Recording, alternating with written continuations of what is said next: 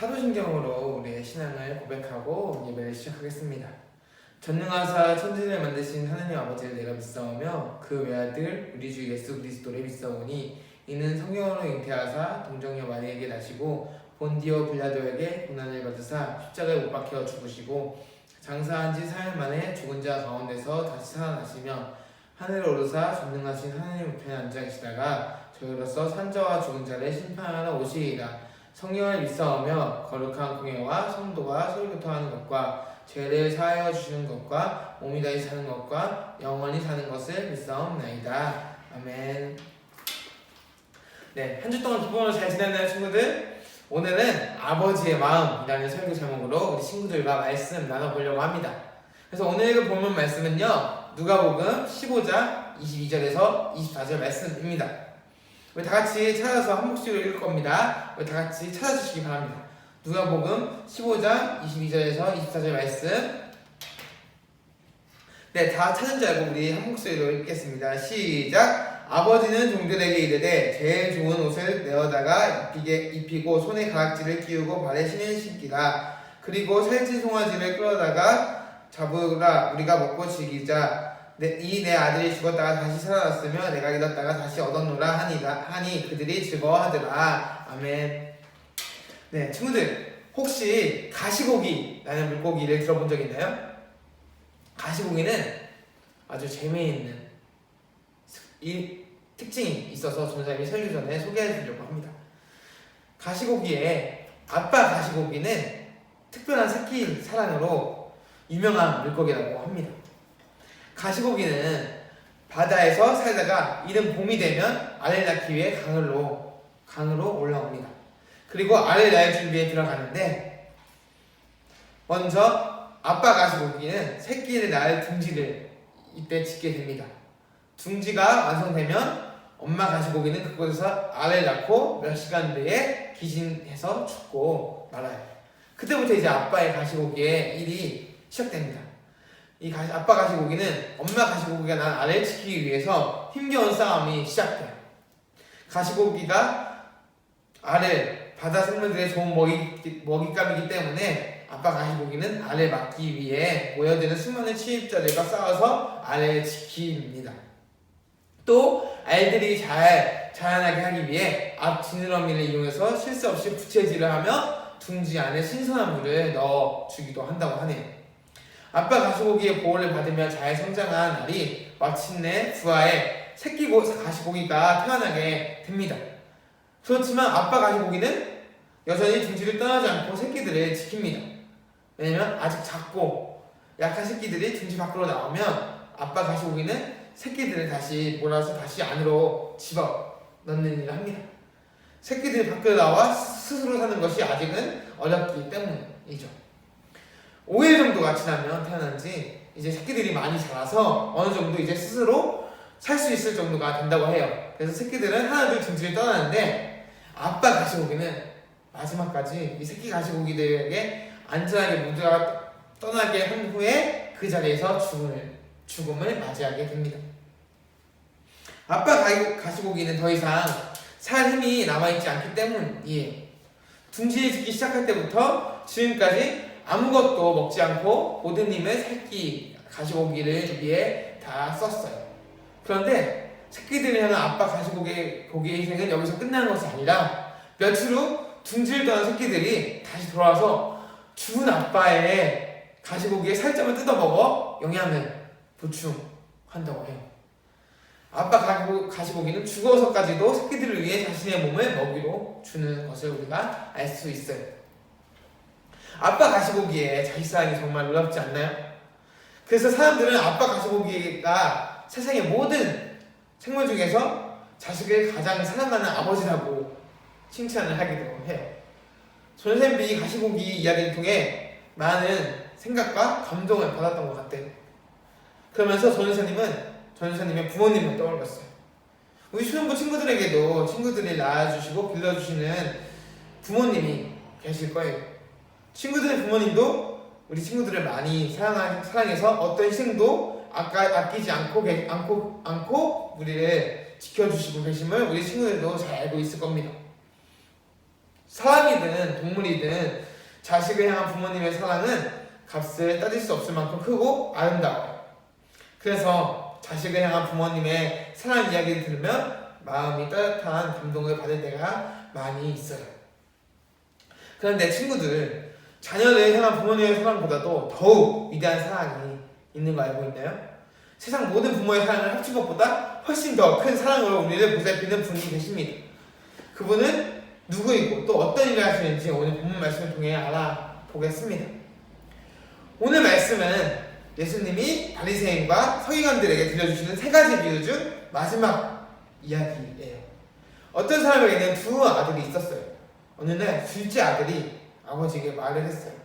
아버지가 저에게 물려주신 재산 중에 저에게 주실 몫을 미리 주세요. 둘째 아들은 아버지가 아직 살아계신데도 불구하고 아버지의 유산을 미리 달라고 했어요. 아버지에겐 결코 해서는 안 되는 말을 한 거예요. 아버지는 아들의 무례한 요구를 듣고 많이 속상했을 것 같아요. 하지만 아버지는 둘째 아들에게 재산을 물려주었어요. 둘째 아들은 아버지에게 받은 재산을 가지고 아버지의 품을 떠나 먼 나라로 떠났어요. 먼 나라로 떠난 둘째 아들은 어떻게 지냈을까요? 그 재산을 가지고 열심히 살았을까요? 그렇지가 않았어요. 매일 먹고 마시며 돈을 흥청망청 썼고 얼마 지나지 않아 가지고 있던 돈을 다 떨어지고 말았어요. 가진 돈이 다 떨어지자 둘째 아들은 더 이상 머물 곳이 없었어요. 심지어 그 나라에 흉년이 들어서 먹을 것을 구하기 어려운 처지가 되어버린 거예요. 한순간에. 그래서 어느 집에 종이 되어 돼지를 돌보는 일을 하게 되었어요. 하지만 그것도 먹을 것이 없었기는 마찬가지였어요. 심지어 너무 배가 고파서 돼지가 먹는 음식을 먹으려고 했지만 그것조차 구하기가 너무 어려운 상황이었어요. 둘째 아들은 자신의 처지가 너무나 비참하고 서글펐어요. 그래서 고향에 있는 아버지와 자신이 살던 집이 생각이 많이 났어요. 나의 잘못으로 아버지를 떠나 여기까지 왔구나. 아버지께 돌아가 용서를 빌고 집에서 일하는 사람들 중 하나도 여겨달라고 말씀드려야겠다 라고 둘째 아들은 자신의 잘못을 깨닫고 돌이켜 아버지께로 돌아가기로 결심했어요. 자신이 잘못이 크다는 것을 알기 때문에 아버지가 자식을 받아주지 않으시면 아버지의 하인으로라도 살기로 마음먹었던 거예요. 그렇게 해서 둘째 아들은 일어나 아버지께로 돌아갔어요. 아들은 이렇게 지내고 있을 때 아버지는 어떻게 지내고 있었을까요? 둘째 아들이 유산을 받아 떠난 후 아버지는 그날부터 날마다 길에 나서 서성이며 둘째 아들이 돌아오기를 기다렸어요. 그런 어느 날 저 멀리서 허름한 옷을 입은 사람이 힘없이 걸어오는 모습을 발견하게 됩니다. 그게 누구일까요? 맞아요. 바로 아버지가 그토록 기다리던 둘째 아들이었어요. 허름한 차림의 얼굴도 예전과 다르게 많이 상했지만 아버지는 사랑하는 아들을 한눈에 알아볼 수가 있었어요. 아버지는 이런 아들을 보고 어린아이처럼 기뻐하며 온 힘을 다해 둘째 아들에게 달려왔어요. 그 누군가 보고 점잖지 않게 행동한다고 손가락질 할 수도 있었지만 아버지에게는 중요하지 않았어요. 아버지는 둘째 아들을 꽉 끌어 안으며 그 아들을 반겼습니다. 후에 아버지는 오늘 같이 본문 말씀에서 읽은 말씀이죠. 큰 잔치를 열어 아들을 찾은 기쁨을 사람들과 함께 나누었어요. 둘째 아들은 아버지의 종이 되어도 괜찮다고 생각했지만 아버지에게는 그는 항상 사랑스러운 아들이었던 것이죠. 떠나간 둘째 아들이 다시 돌아오자 아버지는 잔치를 베풀며 사람들에게 이렇게 말했어요. 이 내 아들은 죽었다가 다시 살아났으며 내가 잃었다가 다시 얻었노라. 죽었다가 살아난 자식을 만난 부모님의 마음은 어떠했을 것 같아요, 여러분? 그 기쁨은 형용할 수 없었을 것 같아요. 여기에서 예수님께서 이 바리새인과 서기관들에게 말해주는 이 세 번째 예화를 통해서 성경은 우리 초등부 친구들에게도 말하고 있습니다. 하나님은 우리가 하나님께 돌아왔을 때도 마찬가지로 오늘 돌아온 아들을 맞이한 아버지처럼 기뻐하신다는 사실을 말합니다. 하나님은 여전히 죄인을 사랑하시며 그들이 죄에서 돌이켜 하나님 품으로 돌아오기를 기다리고 계심을 알려주셨어요. 그리고 하나님은 하나님의 자녀들이 돌아올 때 기쁨으로 맞아주시고 회복시켜 주신다는 것 또한 이번 예화를 통해 알려주시고 계신 거예요. 예수님은 또 오늘 말씀을 통해 우리를 향한 하나님의 큰 사랑을 가르쳐 주셨어요. 또 예수님은 우리가 하나님의 마음을 알기를 원하세요. 우리가 우리를 향한 하나님의 놀라운 사랑을 아는 사람은 어떤 상황에도 하나님께 감사할 수 있을 거예요. 또 하나님의 놀라운 사랑을 아는 사람은 하나님의 마음을 알고 기쁨이 되고 찬양이 되는 자녀로 살아가야 하는 것 또한 우리가 이 시간 알고 가야 합니다.